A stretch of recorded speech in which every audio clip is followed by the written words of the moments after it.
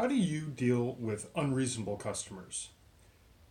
Do you kind of let it, whatever their complaints are, kind of roll off your back and get back to work? Or do you let it kind of fester inside of you and eat you up inside whenever they're complaining about something completely unreasonable, that you didn't hit a deadline that you couldn't possibly have made no matter what, or if you didn't deliver something that they just had unrealistic expectations for it, whatever the case may be.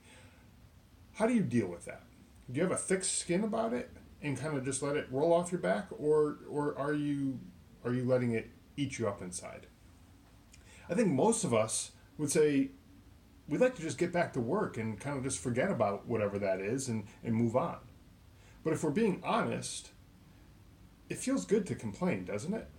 I mean, if you don't believe me, look at the site Clients from Hell. It's a site that has developers, designers, creatives of all sorts who are basically just complaining about unreasonable clients. They're clients from hell, right? But those same people don't always go out and actually do anything to change what is happening with those clients. They're not firing those clients. They're continuing to work with those clients, but they're just complaining about how bad it is to work with those people.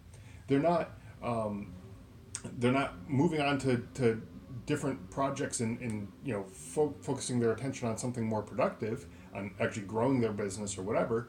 They're continuing to go back to those same old clients who are, by their own admission, they're hell to work with. But it's not productive to do that. In the military, a lot of service members are familiar with a group called the Westboro Baptist Church. They had a campaign. If you're not familiar with them, they had a campaign that was basically saying something along the lines of "Thank God for dead soldiers," right? So this is the type of people we're dealing with, right? They're completely irrational. They don't make any sense with the stuff that they're saying, and they're just they're crazy, really. If you want my opinion about it, but people like that used to make my blood boil. They used to get under my skin. It used to anger me to no end when I would hear people like that talking. But then after a while, I start to think to myself, why am I going to waste any energy on these people? Who are they to me? Why do I care what they think? What they want is a reaction out of me. They want an irrational, an equally irrational response out of me in order to further their agenda. They want me to go over and punch them in the face. They want me to harm them in some way, so that they can say, "Oh, look, this guy's a lunatic. He shouldn't be allowed out in public because he's so crazy." That's the kind of thing that they want. Yelling and screaming doesn't change anything. Physical violence against them wouldn't have changed anything. There's still gonna. There's so many of them that they're even if I was to get one person to stop, isn't going to change the whole group, right? So instead, I decided to focus my energy on things that were more productive, things like helping out veterans, helping out soldiers who are coming back from overseas, fundraising for various charities and things like that would advance the causes that I believe in.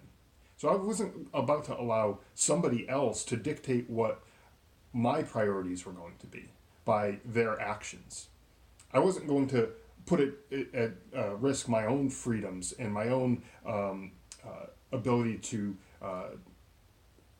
do things out in public or risk getting arrested, that type of thing, just because somebody decided to be a jerk and say some pretty insensitive and mean type of things. I don't care what they have to say. I don't even listen. I tune them out. They're nothing to me. Now, when you have an unreasonable customer, it's not always that simple when you can just tune them out and ignore them. You may have contractual obligations that you need to fulfill, right? That's why I think it's very important that your contracts are very super clear as to what is and what is out of scope. What is in scope and what is out of scope, I should say. That way, you do the work that you have been contracted to do, and then if they have problems with that work, or they're asking for things that are out of scope, and they're becoming more and more unreasonable, you can just walk away. And it doesn't really have to become this fight where your blood's boiling and you're getting so angry and you have to go to other websites and vent about these clients and all this other stuff. Just let them go. Fulfill your obligations and then walk away.